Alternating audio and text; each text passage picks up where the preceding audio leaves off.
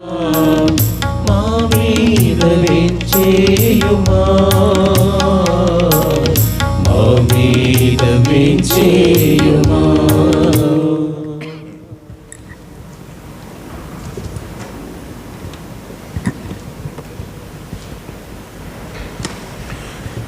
అందరూ తర్వాత చెప్పండి. ప్రభు నీ మాటలు ఆత్మయు జీవమై ఉన్నవి. నీవు నిత్య జీవపు మాటలు కలవాడవు. ప్రభు మీతో ఉందునుగాక. మీ ఆత్మతోను ఉందునుగాక. పునీత లూకా రాసిన శుభవార్తలోని భాగము.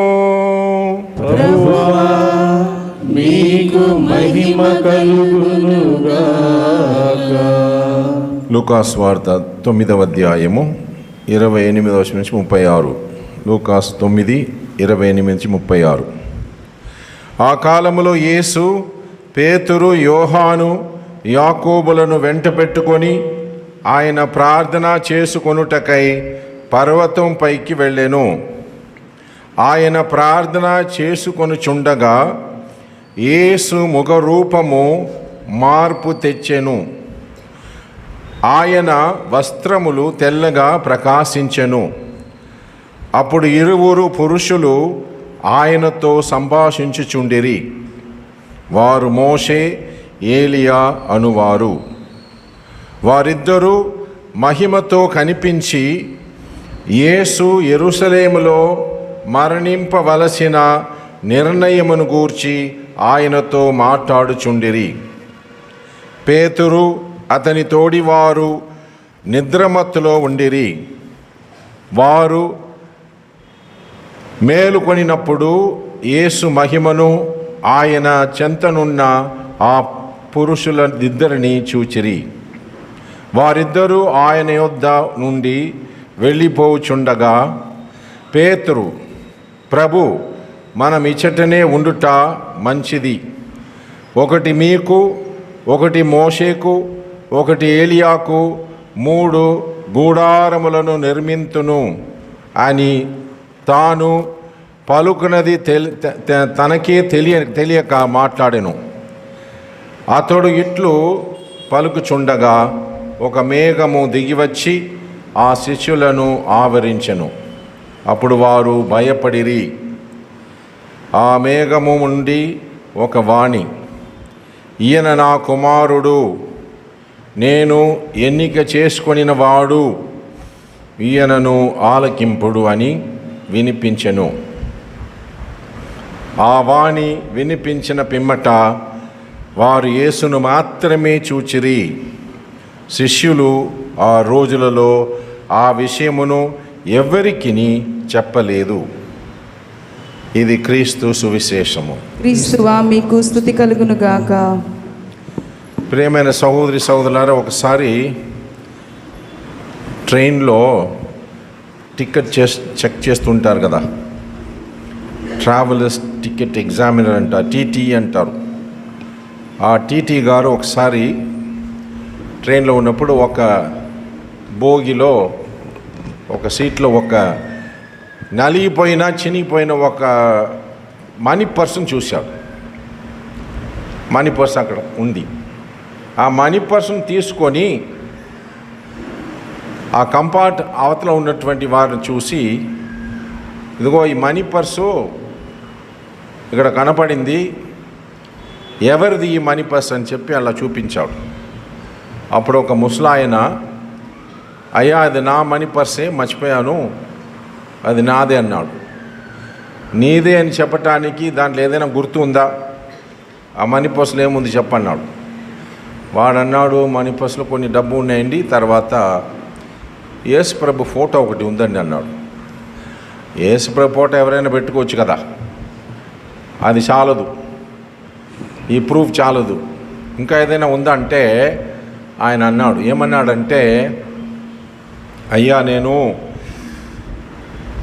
బడిలో చదువుతున్నప్పుడు 8వ క్లాస్ చదువుతున్నప్పుడు మా నాన్నగారు ఈ మనీ పర్స్ నాకు ఇచ్చాడు. ఆయన నాకు ఆ మనీ పర్స్ ఇచ్చేటప్పుడు ఆ మనీ పర్సులో మా నాన్నగారు అమ్మగారి యొక్క ఫోటోలు ఉండేవి. ఆ మనీ పర్సు నేను దాచిపెట్టుకున్నాను. కొన్నాళ్ళైన తర్వాత మా అమ్మ నాన్న చనిపోయారు. వాళ్ళు చనిపోయిన తర్వాత నేనేం చేశానంటే ఆ మనీ పర్సులో నా ఫోటోని పెట్టుకున్నాం. ఎందుకంటే గుర్తుండాలి కదా. నా ఫోటోని పెట్టుకున్నాను. నేను కుర్రవాడుగా ఉన్నప్పుడు చాలా అందంగా ఉన్నాను. నా ఫోటోని పెట్టుకున్నాను. ఇలా కొన్ని సంవత్సరాలు గడిచినాయి. ఆ తర్వాత నాకు పెళ్ళి అయింది. నేను చేసుకున్నటువంటి భార్య చాలా అందంగా ఉండే అమ్మాయి. కాబట్టి ఈ అందమైన అమ్మాయి ఫోటోను నా ఫోటో తీసేసి దానిలో పెట్టుకున్నాం. ఇప్పుడు భార్య ఫోటో ఉందంట. కొన్ని సంవత్సరం తర్వాత అతనికి దేవుడు ఒక సంతానం కలుగజేశాడు. ఒక అబ్బాయి పుట్టాడు, చక్కగా ఒక చిన్న బాబు. ఆ బాబు ఫోటో చూస్తే అంత అందంగా ఉందన్నమాట. అందువల్ల ఏం చేశాడు, తన భార్య ఫోటోని తీసివేసి తన బాబు ఫోటోను దాంట్లో పెట్టుకున్నాడు. ఇలా పెట్టుకొని ఉన్నప్పుడు కొన్నాళ్ళైన తర్వాత ఏదో జబ్బు చేసి అతని భార్య చనిపోయింది, అమ్మ నాన్న చనిపోయారు. తర్వాత నా కొడుకు పెరిగి పెద్దవాడయ్యాడు. పెద్దవాడై చదువుకొని ఉద్యోగం చేసుకొని వాడు పెళ్లి చేసుకొని నన్ను వదిలిపెట్టి ఎక్కడికో వెళ్ళిపోయాడు, సెపరేట్గా వెళ్ళిపోయాడు. ఇక వాడు ఎక్కడ ఉన్నాడో నాకు తెలియదు. నేను ప్రేమించిన వాళ్ళందరూ కూడా వెళ్ళిపోయారు. అందువలన ఏం చేశానంటే ఆ ఫోటోలో మా అమ్మ నాన్న ఫోటో లేదు, నా ఫోటో లేదు, నా భార్య ఫోటో లేదు, నా అబ్బాయి ఫోటో కూడా లేదు. చివరికి ఏం చేశానంటే యేసు ప్రభు ఫోటో మాత్రం దానిలో పెట్టుకున్నాను. అదే నాకు గుర్తు. ఎందుకంటే అతడే శాశ్వతంగా మనతో ఉంటాడని, శాశ్వతంగా మనం ప్రేమించేవాడు అతడే అని ఆ ఫోటో పెట్టుకున్నాను అన్నాడనమాట. ఇప్పుడు ఆ టీటీ చూశాడు, ఆయన చెప్పిన సంగతి బాగానే ఉందని చెప్పి ఇది నీదే అని చెప్పి ఆ మనీ పర్సన్ అతనికి ఇచ్చేసాడు.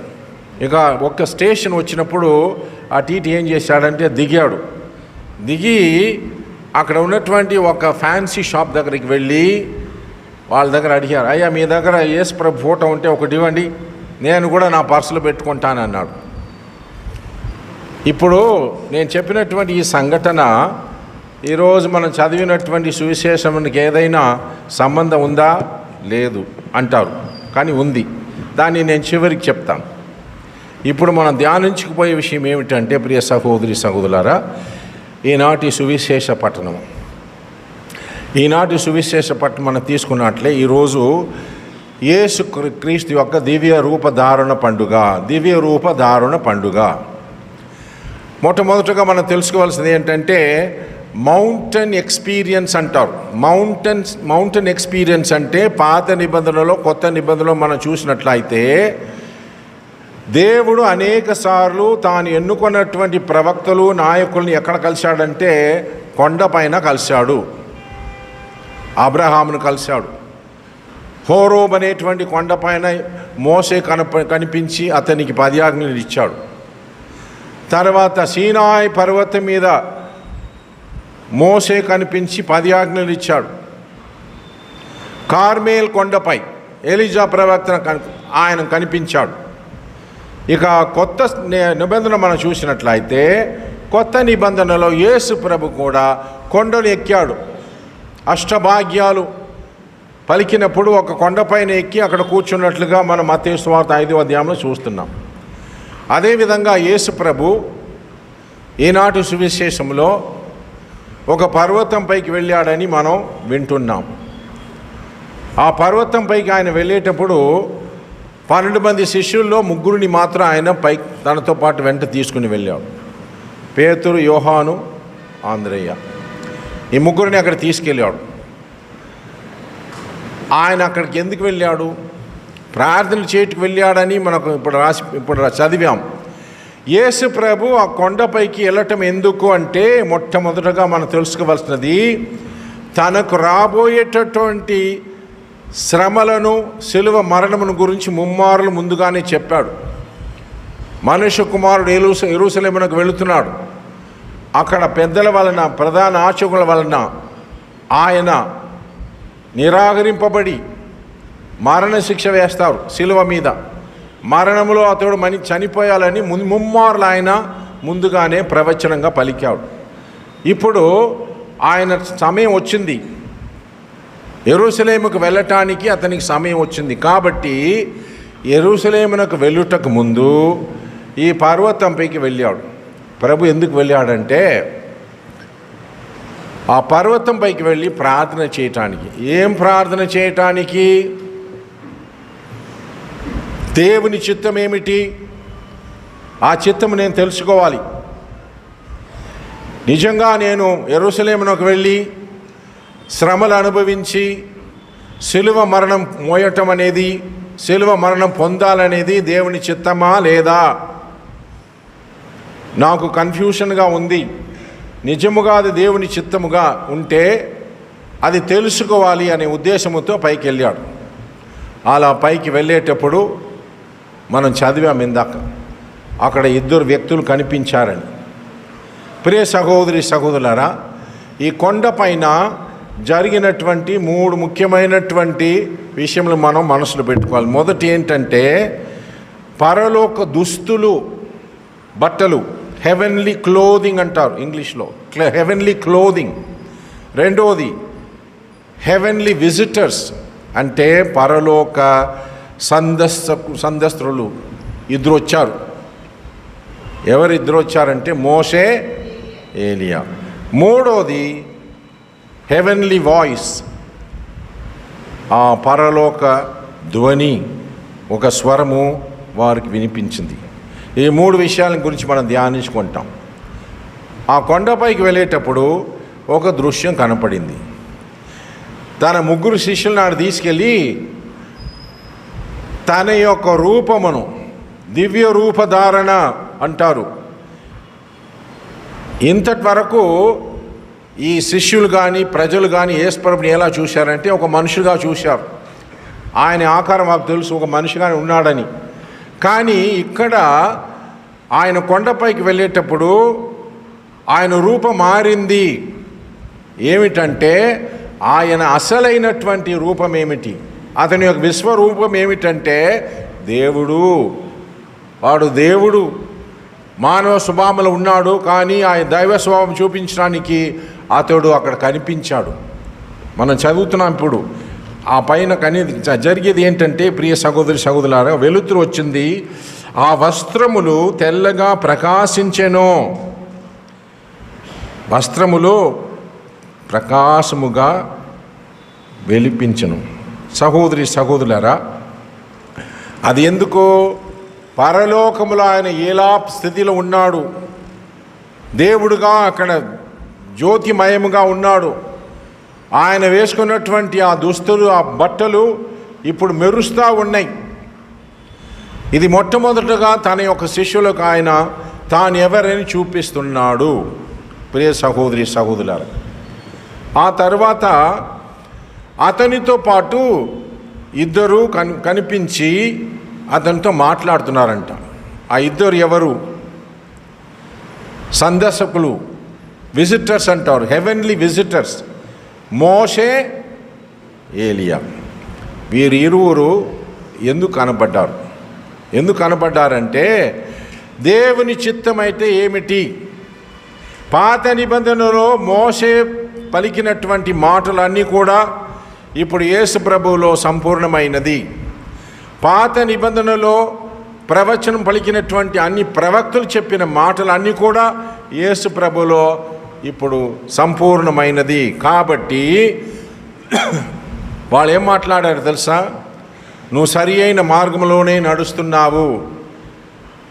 యేసు ప్రభు అక్కడికి వెళ్ళేది తన చిత్తము దేవుని చిత్తం ఒకటిగా ఉండాలి. నా చిత్తము దేవుని చిత్తం, దేవుని చిత్తం ఏదో అదే నా చిత్తం, అది తెలుసుకోవటానికి అక్కడికి వెళ్ళాడు. వెళ్ళేటప్పుడు ఆ ఇద్దరు కూడా అతనికి తెలియపరచారు. ఏమని?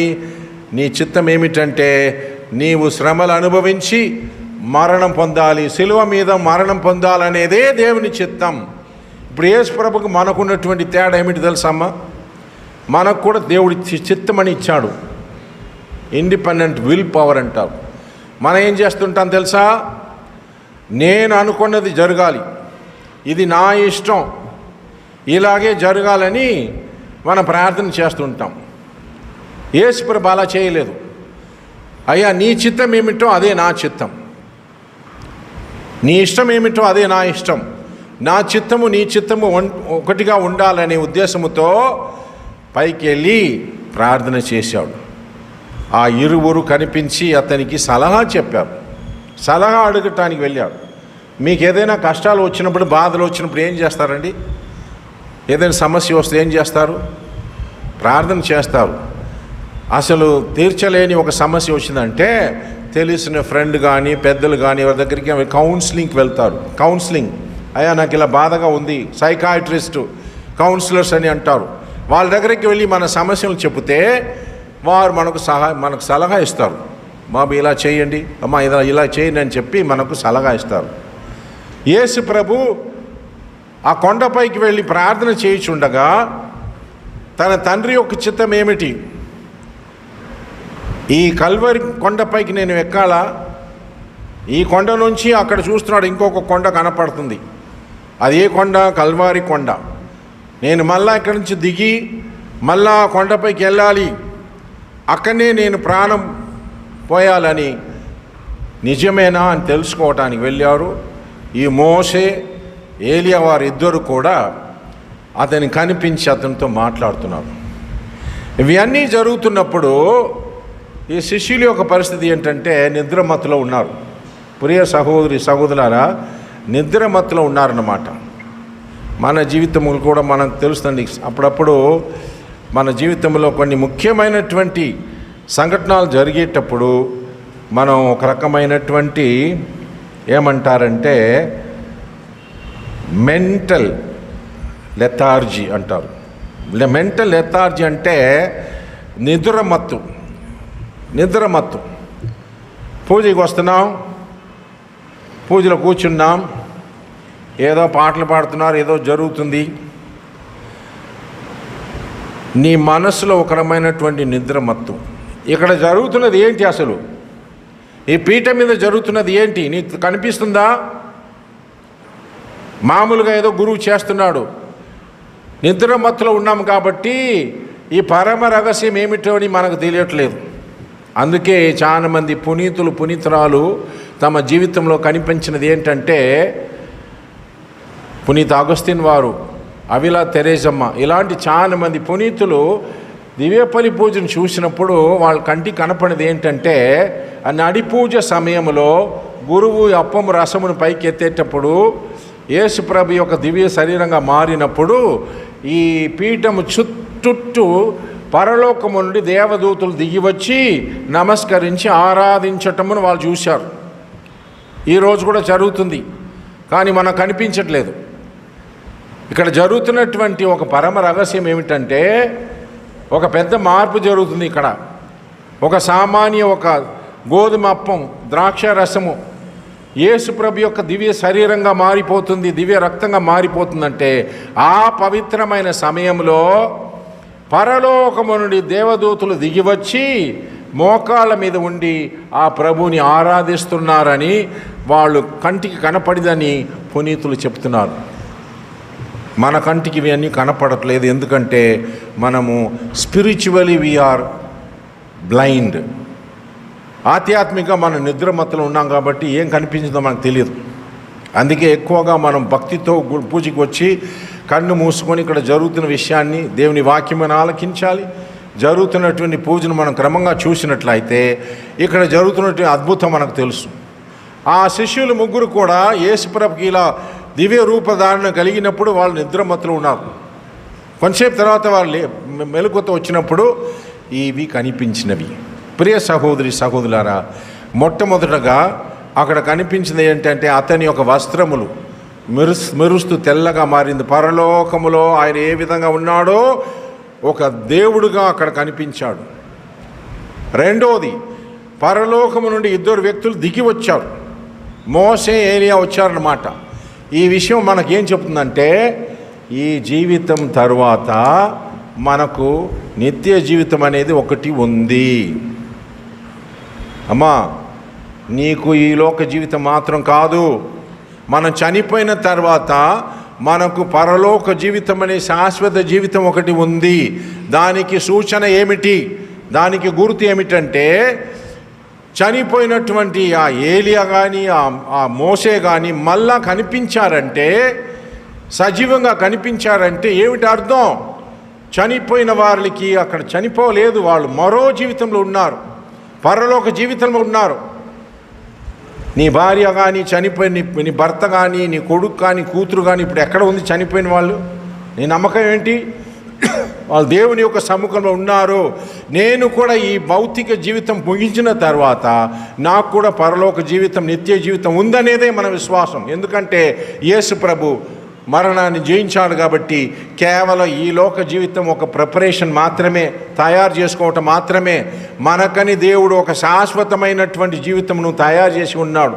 ఆ శాశ్వత జీవితమునకు మనమందరం అర్హులం కావటానికి ఈ లోక జీవితంలో మనం బ్రతుకుతున్నాం. కొన్నాళ్ళైన తర్వాత మనం మరణిస్తాం. మన విశ్వాసం ఏం చెప్తుంది? నేను కూడా పరలోక రాజ్యంలో చేరతాను. దానికి సూచన ఏమిటంటే, ఇదిగో మోసే, ఏలియా వాళ్ళు కనిపించి యేసు ప్రభుతో మాట్లాడారు కాబట్టి మరణించిన వారు యేసు ప్రభులో ఇప్పుడు జీవిస్తున్నారు. కంటికి కనపడదు కానీ ఇదే సత్యమని. కాబట్టి ఈ 3 విషయాలు మనం తెలుసుకున్నాం. పరలోక దుస్తులు కనిపించినవి, తర్వాత సందర్శకులు పరలోకం నుంచి వచ్చిన 2, మూడోది పరలోక స్వరము. వాళ్ళిద్దరికి అనిపించింది ఏంటంటే, పరలోకము నుండి తండ్రి దేవుని యొక్క స్వరము వినపడినది. ఏమిటని? నీవే నా ప్రియతమ కుమారుడవు. పోయిన ఆదివారం మీరు గుడికి వచ్చి ఉంటే, పోయిన ఆదివారం సువిశేషము జాగ్రత్తగా విని ఉంటే మీకు తెలుసు, యేసు ప్రభు ముమ్మారులు అతని శోధనకు గురి అయ్యాడు. సైతాన్ అతన్ని ఎడారిలో తీసుకెళ్ళి ముమ్మారులు శోధించింది కదా. శోధించినప్పుడు సైతాన్ యేసు ప్రభుని చూసి అడిగినది ఏంటంటే, నీవు దేవుని కుమారుడు అయితే అంటే అతనికి రోషం కలుగ చేయటానికి. ఎవరైనా నీ నాన్న పేరు చెప్పి మీ అమ్మ పేరు చెప్పి వాడికి పుట్టినవాడైతే అంటే రోషం వస్తుంది, దాన్ని నిరూపించాలి. ముమ్మారులు అడిగింది ఆ సైతాన్, నువ్వు దేవుని కుమారుడు అయితే ఈ రాయిని రొట్టెగా మార్చుము, పైనుంచి దూకము. చివరిలో ఆయన శిలువలో విరేలాడుతున్నప్పుడు ఈ పరిచయులు వచ్చి ఆయన అడిగారు, నువ్వు దేవుని కుమారుడు అయితే దిగిరము, అది సాతాను చేసే పని. ఈనాటి సువిశేషములో దేవుడే స్వయంగా తన యొక్క స్వరమును వినిపిస్తున్నాడు. నువ్వు నా ప్రియతమ కుమారుడవు, నిజముగా నీవు నా ప్రియతమ కుమారుడవు, నిన్ను గురించి నేను ఆనందించుచున్నాను, అతని మాటలను ఆలకించండి. ఇది పరలోక స్వరము. ప్రియ సహోదరి సహోదరులారా, ఇక్కడ ఇంకొక సత్యం ఉన్నది. అది ఏంటంటే, జ్ఞానస్నానం పొందిన ప్రతి వ్యక్తి కూడా యేసు ప్రభు యొక్క స్థానంలోనే మనం ఉన్నాం. ఈరోజు పరలోకము నుంచి మనకు ఒక స్వరం వినపడాలంటే దేవుడు నీ పేరు పెట్టి పిలిచి, నీవు నా ప్రియతమ కుమారుడవు, నీవు నా ప్రియతమ కుమార్తె, నేను నిన్ను ఎన్నుకొన్నాను. యేసు ప్రభు నేను ఏ విధంగా నా కుమారుడుగా అంగీకరించానో అదేవిధంగా మీరు కూడా నా కుమారులని కుమార్తెలని అంగీకరిస్తున్నాడు. ఎంత గొప్ప విషయం అండి ఇది. మన విశ్వాసం ఎంత గొప్పది చూడండి. నువ్వు ఎవరమంటే నీ అడ్రస్ చెప్పవసరం లేదు, పేరు చెప్పవసరం లేదు. నా విశ్వాసం ఏం చెప్తుంది? నేను దేవుని కుమారుడు, దేవుడు నా తండ్రి. అందుకే యేసుప్రభు మనకు నేర్పించి పరలోకమందున్న మా యొక్క తండ్రి అన్నాడు. మనమందరం దేవుని యొక్క బిడ్డలము. ఈ గొప్ప వరము. కాబట్టి ఇవన్నీ జరుగుతున్నప్పుడు మనము కూడా దీన్ని చూసి ఆనందించాలి. ప్రియ సహోదరి సహోదరులారా, ఈ దివ్య రూపధారణ పండుగ రోజులో మనము తెలుసుకున్న విషయం ఏమిటంటే, ఒక అద్భుతమైనటువంటి దృశ్యం కనపడింది. ఆ 3 శిష్యులకు మాత్రమే కనిపించింది. సరే, ఇలా ఒక మహిమాన్వితమైనటువంటి అనుభవం వచ్చినప్పుడు ఈ పేతురు ఏమన్నాడు తెలుసా? పేతురు ఎమోషనల్ పర్సన్. ఏమన్నాడు తెలుసా? ప్రభు, మీకు చిత్తమైతే ఇష్టమైతే 3 గుడారములు ఏర్పాటు చేస్తాను. ఒకటి నీకు, ఒకటి మోషేకు, ఒకటి ఏలియాకు. 3 గుడారం ఏర్పరుస్తాం. మనం ఇక్కడే ఉండిపోతాం. ఇక్కడ బాగుందండి, అన్నీ బాగానే ఉన్నాయి, మనం ఇక్కడే ఉండిపోతామన్నాడు. అక్కడే ఉండిపోవటానికి ప్రభు వాళ్ళని పైకి తీసుకెళ్ళలేదు. అసలు సత్యం ఏమిటంటే, ఆ కొండపై నుంచి మన కిందికి రావాలి, ఆ పర్వతం నుంచి కిందికి రావాలి, దిగి రావాలి. మన దేవుడు పర్వతములకు చెందిన ప్రభు మాత్రం కాదు, లోయలకు కూడా చెందిన ప్రభు. Is a god of the mountains and god of the valleys అంటారు. కిందికి దిగిరా. ఎక్కడికి దిగిరా? మళ్ళా వచ్చి కిందికి వచ్చి నీ జీవితాన్ని నువ్వు పాటించు. మళ్ళా కష్టాలు ఉంటాయి, బాధలు ఉంటాయి, సమస్యలు ఉంటాయి. పైన ఉంటే మాత్రం చాలదు. అది చనిపోయిన తర్వాత పరలోకి పోతున్నాడు. ఇప్పుడు ఏంటంటే కొండపై అనుభవం అక్కడే ఉండదు, అది టెంపరీ. మళ్ళా కిందికి దిగి రావాలి. యేసుప్రభు ఆ తర్వాత కిందికి తీసుకొచ్చాడు. వచ్చినప్పుడు చెప్పాడు, మనుష్య కుమారుడు యెరూషలేమునకు వెళుతున్నాడు కాబట్టి మనం అక్కడికి వెళ్ళి నా ప్రాణమును అక్కడ ధ్యానం చేయాలన్నాడు. నాకు ఇప్పుడు ఒక విషయం మనసుకు వస్తుంది. ఇదేంటంటే మన సహోదరులు చాలామంది 40 రోజులు ఈ దీక్షలో దిగి ఉన్నారు. ఎక్కువగా మగవాళ్ళే ఉన్నారు, కానీ ఆడవాళ్ళు కొంతమంది ఇక్కడ కనిపించలేదు, ఎవరు పర్వాలేదు, కానీ మగ దిగుతున్నారు. ఈ వస్త్రం వేసుకొని, ఈ టవల్ వేసుకొని, అదంతా మంచిదయ్యా, మీరు చేస్తున్నదంతా మంచిదే, 40 రోజులు నేను ప్రార్థన చేయాలి, త్యాగం చేయాలని మీరు మంచి ఉద్దేశంతో చిత్తశుద్ధి చేస్తున్నారు, మంచిదే. మొన్న విభూతి బుధవారం ఇది జరిగేది. తర్వాత రోజు వచ్చేవాళ్ళు ఇక్కడికి, సాయంత్రం, మధ్యాహ్నం, రాత్రి 10:30 కూడా వచ్చి ఫాదర్ మాల వేసుకోవాలి, ప్రార్థన చేయని అంటారు. అప్పుడు నేను సులేఖ ఫాదర్ కూడా చెప్పాను, ఈ ఫాదర్ కూడా చెప్పాను, ఎంతమంది ఎప్పుడు వచ్చినా సరే ఆటంకం చేయకుండా చేయండి. ఎందుకంటే కనీసం వాళ్ళు ఒక 40 రోజులు, 30 రోజులు, 20 రోజులైనా వాళ్ళు పాపం ఒక తపస్సులో ఉంటారు. కాబట్టి దాన్ని మనం డిస్కరేజ్ చేయకూడదని చెప్పి అంటున్నాను. కానీ ఒక విషయం చెప్తాను, మీరు ఒప్పుకుంటారు ఏమో తెలియదు, కానీ ఒక విషయం నీతో చెప్పాలి. మరి ప్రత్యేకంగా చెప్పేది ఎవరికి? ఈ దీక్షలో దిగిన వాళ్ళకి చెప్తాను. ఏంటంటే నీ మనసును ఆరోజు చేసుకో, కొంచెం ప్రార్థన చేసుకుని చూడు. 40 రోజులు అబ్బా, మాంసం లేదు, పొగ తాటానికి వీలు లేదు, మద్యపానం లేదు, సినిమా లేదు. అయ్యా ఇది ఏమయ్యా జీవితం? 40 రోజులు ఎందుకు లెక్క పెట్టుకుంటున్నావు? ఎన్ని రోజులు అవుతాయి? సరే, 40 రోజుల తర్వాత కొండపైన ఉన్నావు, మళ్ళీ ఏం చేయాలి? కిందికి వస్తావు. నేను ఉండేది ఉండేట్లుగా చెప్తానండి, మీరు బాధపడకూడదు, ఎందుకంటే మానవ స్వభావం ఇదే, అది మీకు చెప్పి తీరాలి. మీలో ఎంతమందికి గట్టి అయినటువంటి ఒక విశ్వాసం ఉంది? ఇప్పుడే నాకు ఒక యూటర్న్, ఒక మలుపు నాకు వస్తుందని ఎంతమంది నిర్ణయం చేసుకున్నారు? లేదు. ఎందుకంటే కనీసం ఒక 40 రోజులు ఇదంతా వదిలిపెట్టి మనం కొంచెం బాగుంటామని. తర్వాత ఈస్టర్ తర్వాత అలా ఏంటండి, ఏటది? సైతాన్ ఏం చేస్తారు తెలుసా? ఇదిగో సైతాను మనకి యూటర్న్ చేయటానికి ఆయన ఇష్టపడరు. యూటర్న్ అంటే సౌలు పౌలుగా మారినది, అది యూటర్న్. అగస్తిన్ వారు మారారు, అది యూటర్న్. సైతాన్ మనకు యూటర్న్ ఇవ్వడు, వాడు ట్రాక్ మార్పిస్తాడు. ఎలా ట్రాక్ మార్పిస్తాడంటే, ఇప్పుడు మీరు తెనాలి స్టేషన్లో పోయి ఒక ట్రైన్లో కూర్చున్నారు అనుకోండి, ట్రైన్లో కూర్చున్నాను అనుకో, భోగిలో కూర్చున్నప్పుడు బండి కదులుతుంది, బండి నేరుగా వెళుతుంది అనుకుంటున్నావు, కానీ ఒక ట్రాక్ ఏమో గుంటూరుకి వెళ్తుంది, ఇంకొక ట్రాక్ ఏమో విజయవాడకి వెళ్తుంది, నీకు తెలియదు. అది సైతాన్ చేసేది ట్రాక్ మార్పిస్తాడు. ఇదిగో ఈ ట్రాక్లో నువ్వు వెళ్ళకూడదు, ఈ ట్రాక్లో వెళ్ళని. ఇప్పుడు 40 రోజులు ఒక ట్రాక్లో వెళుతున్నావు, 40 రోజుల తర్వాత మళ్ళీ ట్రాక్ మారిద్ది. నేను నిరుత్సాహపరుస్తున్నాను చెప్పాను అనుకోబాకండి, ఇదే మానవ స్వభావం ఇదే. అందుకే అంటున్నా, ఎంత గట్టి విశ్వాసం నువ్వు ఉన్నావు, పట్టుదలతో ఉన్నావా? 40 రోజుల తర్వాత నీ జీవితం ఏంటంటే మొట్టమొదటగా మీరు ప్రభువుని ప్రేమించండి. ఆయన ప్రేమను అనుభవిస్తే నువ్వు మారుస్తావు. పునీత అగస్టిన్ వారు ఒక మాట చెప్పారు. ఏం చెప్పారు తెలుసా? Love God and do what ever you want అన్నాడు. దేవుని ప్రేమించండి, తర్వాత ఏదైనా చేయండి అన్నాడు. ఎవరు చెప్పారు ఇది? అగస్టిన్ వారు. 30 సంవత్సరాలుగా పాప జీవితంలో జీవించేవాడు, పాపంలో మునిగిపోయేవాడు. వాళ్ళమ్మ ప్రార్థన వల్ల మారు మనసు పొందిది, ఒక పునీతుడు అయ్యాడు. ఆయన అన్న మాట ఏం తెలుసా? దేవుని ప్రేమించు, ఆ తర్వాత నీ ఇష్ట ప్రకారం జీవించమంటున్నాడు. దీని యొక్క అర్థం ఏమిటని తెలుసా?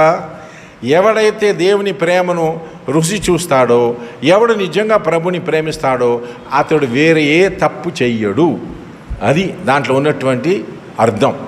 Love God and do what ever you want అంటే ఆ ప్రభుని నువ్వు రుచి చూస్తే ఆ యొక్క ప్రేమ నీకు వస్తే ఇక నేను మారను, నాకు సర్వం అతడే అనేటువంటి ఒక పరిస్థితికి మనం వస్తాం. ప్రియ సహోదరి సహోదరులారా, మొట్టమొదటగా నేను చెప్పినటువంటి కథను గుర్తుంచుకోండి.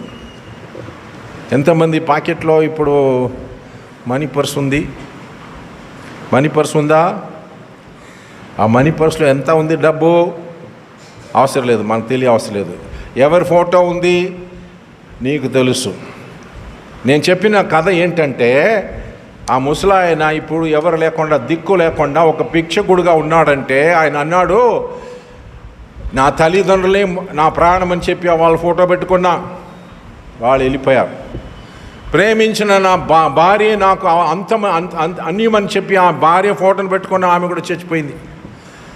నాకు పుట్టిన కొడుకు నా ప్రాణం అని చెప్పి ఆ కొడుకు ఫోటోను పెట్టుకున్నాను, పోయింది.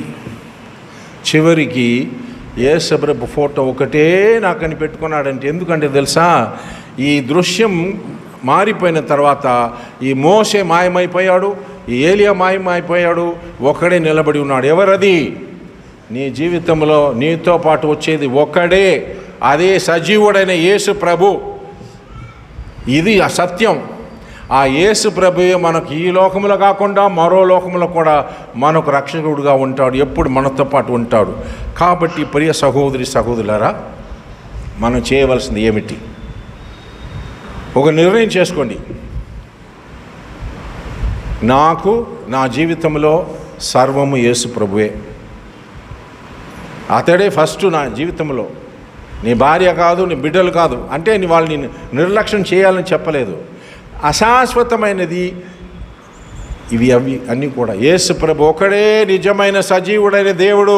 అతనికి నీవు నీ జీవితంలో అర్పిస్తే ఆయన నిన్ను నడిపిస్తాడు. నీ ఎటువంటి పాపాత్ముడుగా ఉన్నప్పటికీ కూడా అతడు ప్రామాణికం కలిగిన దేవుడు. 40 రోజుల తర్వాత నువ్వు మారిపోతావు. యూటర్న్ రాదు, ట్రాక్ మారిపోతుంది నీకు. గుర్తుపెట్టుకోండి. ఫాదర్ గారు ఒక మాట చెప్పారు, నాకు బాధగా ఉంది. 40 రోజులు ఇంత దీక్షలో ఉంటే మళ్ళా నువ్వు పడిపోతావు, బురదలో పడిపోతావని ఫాదర్ అన్నారు. ఇది ఏంటండి? అది నిజమేనా? నిజమే. ఇదే స్వభావం, మానవ స్వభావం ఇదే. దేవుడు మాత్రమే నిన్ను మార్చగలడు. అతడు మాత్రమే నీకు యూ టర్న్ కల్పించగలడు. అతడికి మాత్రమే ఆ శక్తి ఉంది. కాబట్టి ఆ ప్రభుని విశ్వసించి మీరందరూ కూడా, మనమందరము కూడా, ఇక్కడ ఉన్నటువంటి మనందరం కూడా మన జీవితాన్ని ప్రభువుకు మనం సమావేశం పరుచుకుంటాం, అతనికి మనం అర్పించుకుంటాం. ఒక మంచి మాట వచ్చిందండి. నెహెమ్యా గ్రంథం 8వ అధ్యాయంలో, నెహెమ్యా గ్రంథము దాంట్లో 8వ అధ్యాయంలో 9, 10 అనేటువంటి వచనములు ఈరోజు ప్రభు మనకు చివరిగా చెప్తున్నాడు. ఏంటంటే, ఇది మీరు తపస్కాలంలో ఉన్నారు, దుఃఖంలో ఉన్నట్లుగా ఉంది, కానీ ప్రభు చెప్పిన మాట నెహెమ్యా 8వ అధ్యాయం 9, 10. ప్రజలు ధర్మశాస్త్రమును ఆలించి దుఃఖమును పట్టలేక బోరున ఏడ్చిరి. కనుక రాష్ట్ర పాలకుడు నెహెమ్యా, యాజకుడు, శాస్త్రి అయిన ఎజ్రా ప్రజలకు బోధన చేయుచున్న లేవీయులు జనులను చూచి, ఇది ప్రభువునకు పవిత్ర దినము, ఇది ప్రభువునకు పవిత్ర దినము, కనుక మీరు దుఃఖింపవలదు, ఇక ఇంటికి వెళ్ళి క్రొవ్విన మాంసమును మధుర పానీయములను సేవించి ఆనందింపుడు. మీ అన్నపానీయములను పేదలకు కూడా పంచియుండు. నేడు ప్రభువునకు పవిత్ర దినము, కనుక మీరు దుఃఖింపవలదు. ప్రభువు మీకు ప్రసాదించిన ఆనందమే మీకు శక్తి. చూడండి, ఈరోజు ప్రభు మనకి ఇస్తున్నది ఏంటంటే అతని యొక్క ఆనందం. ఈరోజు సంతోషపడవలసిన రోజు. ఈరోజు తపస్కాలం అంటే ఏడ్చే రోజు కాదు. ఆయన మన కోసం చనిపోయాడు. నువ్వు ఆనందింపు. ఎందుకంటే మనని రక్షించేవాడు మనతో ఉన్న దేవుడు. అందువలన దేవునికి పవిత్రమైన దినం ఇది. ఈరోజు మీరు ఆనందంగా ఉండాలి. కాబట్టి మీ జీవితాన్ని దేవునికి సమర్పించండి, మీ కుటుంబాన్ని దేవునికి సమర్పించండి. నీలో ఉన్న బలహీనత దేవుడికి తెలియపరచండి. ఇంకా కొన్ని రోజుల్లో ఫాదర్ గారు మొన్న మీకు చెప్పినట్లుగా పాప సంగీతమైనటువంటి దివ్య సంస్కారమును మీకు ఏర్పాటు చేస్తారు. నేను ఒక రిక్వెస్ట్ చేస్తాను మీకు అందరికీ. ఇప్పుడు మన క్రైస్తవులు ఎక్కువ పరిస్థితి ఏంటంటే కథోలిక్ క్రైస్తవులు పాప సంగీతం చేయట్లేదు. పాప సంగీతం చేయకుండా వచ్చి దివ్య సప్సాన్ని తీసుకొని పోతున్నారు. ఈ తపస్కాలంలో మీరు చేస్తారా? ఎందుకంటే పాపగారు ఫ్రాన్సిస్ పాపగారు కూడా వారానికి ఒకసారి ఒక గురువు ముందు మోకాళ్ళ మీద ఉండి పాప సంగీతం చేస్తున్నారు. ప్రతి ఒక్క బిషప్ కూడా పాప సంగీతం చేస్తున్నారు. గురువులు కూడా పాప సంగీతం చేస్తున్నారు. అమ్మగారులు పాప సంగీతం చేస్తున్నారు. అందరూ పాప సంగీతం చేయాలి. ఎందుకంటే అందరూ పాపాత్ములమే. ఈ పవిత్రమైన కాలంలో మంచి పాప సంగీతం చేయాలి. కొంతమందికి ఏంటంటే అయ్యో మనకి ఎలా ప్రాప్తం విన్సెంట్ ఫాదర్ దగ్గరికి పోయి ఎలా మోకరించి పాపసం చేయటం, సిల్వియా ఫాదర్ నాకు చాలా పరిచయం అయిపోయింది, ఆయన దగ్గర ఎందుకు పోయి పాపసం చేయాలి, ఈ ఫాదర్స్ మాకు చాలా పరిచయం కాబట్టి వీళ్ళ దగ్గర పోయి మోకాళ్ళ మీద ఉండి ఫాదర్ నన్ను క్షమించి ఎలా చెప్పాలి. అందువలన వేరే ఫాదర్స్ వస్తారు. వాళ్ళ దగ్గరికి వెళ్ళి మీరు పాప సంగీతం చేయవచ్చు. మా దగ్గరికి రాకపోయినా పర్వాలేదు, వస్తే మంచిదే. అమ్మగారులు చేస్తున్నారు నా దగ్గర పాప సంగీతం పరిచయం అయినా కూడా. ఎందుకు? వాళ్ళ యొక్క దృశ్యం ఏంటి? నేను ప్రభు ముందు వెళ్ళి మోకరించి ప్రభువా నేను పాపాత్ముడు, నన్ను క్షమించమని అది విశ్వాసం. కాబట్టి నేను ఒక మాట చెప్పి వెళ్ళిపోతాను ఈరోజు. ఎందుకంటే పాప సంగీతం చేయకుండా ఈ సంవత్సరము మీరు ఈ తపస్కాలం ముగించుకొని పాప సంగీతం లేకుండా మీరు ఈస్టర్ రోజు పూజలు పాల్గొని దివ్యసం తీసుకుంటే అది పెద్ద సావైన పాపం. ఎప్పుడైనా మీరు రావచ్చు, ఏ సమయమైనా మీరు రావచ్చు. ఫాదర్ గారిని నేను పాప సంగీతం చేయాలి. ఆత్మ పరిశోధన చేసుకో. నువ్వు ఎన్ని అక్రమాలు చేశావు, ఎన్ని పాపము చేశావయ్యా. ఈ 40 రోజుల దీక్షలు ఉంటే మాత్రం నీ పాపం పోదు. కథోలిక తిరుసభ బోధిస్తున్నది ఏంటంటే విధేయతతో వినయముతో వచ్చి ఒక గురువు ముందు నిలబడి మోకాలు నుంచి పాప సంగీతం చేయటం మన యొక్క సంస్కారము. మంచి పాప సంగీతం చేయండి దయచేసి. చేయకుండా ఉంటే అది దేవుడు నీకు ఇచ్చిన అవకాశం పోయింది. వచ్చే సంవత్సరం బతుకుతావో ఏమో తెలియదు, ఎలా చచ్చిపోతావో తెలియదు. ఈ లోకం వీడిన తర్వాత ఎక్కడికి వెళ్ళాలి? నువ్వు ఎక్కడికి వెళ్ళాలి అనుకున్నావు? చనిపోయిన తర్వాత పరలోకానికి వెళ్ళాలా, నరకానికి వెళ్ళాలా? నిర్ణయం చేసుకోండి. ఇదే అవకాశం, సెకండ్ ఛాన్స్ దేవుడు ఇస్తున్నాడు. నన్ను ఏం పాప చేయలేదండి, గురికి వస్తున్నాను, ఆదివారం పూజలో పాల్గొంటున్నాను, జపమాలు చెప్తున్నాను, నా దగ్గర ఏమీ లేదని చెప్పబాకు. అది సైతాన్ నీకు నేర్పించినటువంటి సమర్థించిన ఒక విషయం. అందరూ పాపాత్ములే. మంచి పాపతను చేయండి. పవిత్రమైన దినం ఈరోజు ఆనందముతో వెళ్ళండి. పవిత్రాత్మతో ప్రార్థన చేయండి. నేను మంచి పాప సంగీతం చేసి ఈ యొక్క పవిత్రమైనటువంటి తపస్కాలమును నేను సద్వినియోగం చేసుకొని ఒక నూతన సృష్టిగా మారాలని మనమందరం వేడుకొందాము. ఎంత కాలము ఈ అంధకారము, ఎంత పాపము ఈ పాప జీవితం. ఇప్పుడు ఒక పాట ఉంది, మామూలుగా తపస్కాలములు పాడతారు, మీకు రాకపోతే వినండి. ఎంత కాలమో ఈ అంధకారము, ఎంత జీవితమో ఈ పాప జీవితం. చూసావా? పాడతారు మీరు.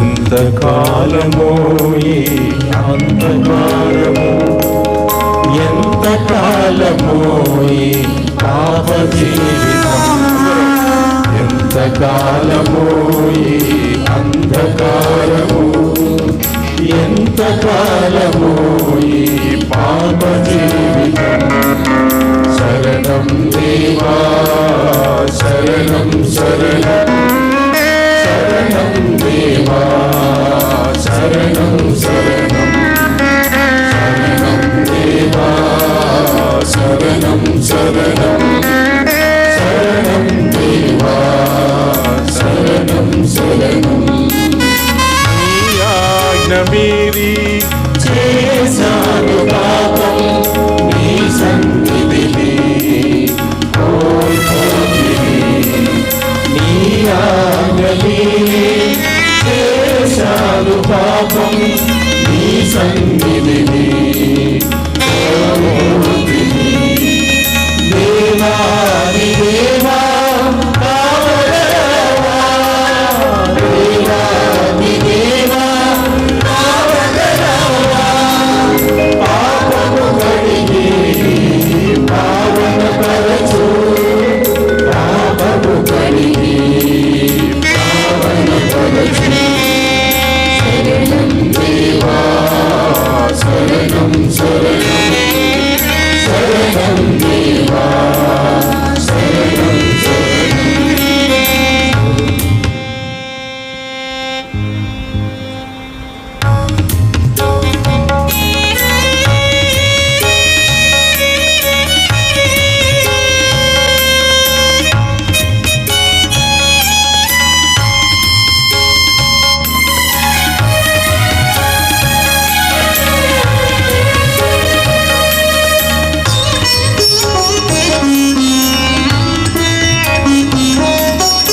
పాపమునందు ప్రవహించు స్వామి కరుణతో నన్ను కాపాడు స్వామి పాపమునందు ప్రవహించు స్వామి కరుణతో నన్ను కాపాడు స్వామి వేసారి నిన్ను వేడికి స్వామి వేసారి నిన్ను వేడికి స్వామి వేదన తీర్చి ఆదరించుమా వేదన తీర్చి ఆదరించుమా ఎంత కాలమో ఈ అంధకారము ఎంతకాలమో ఈ పాప జీవితం ఎంతకాలమో ఈ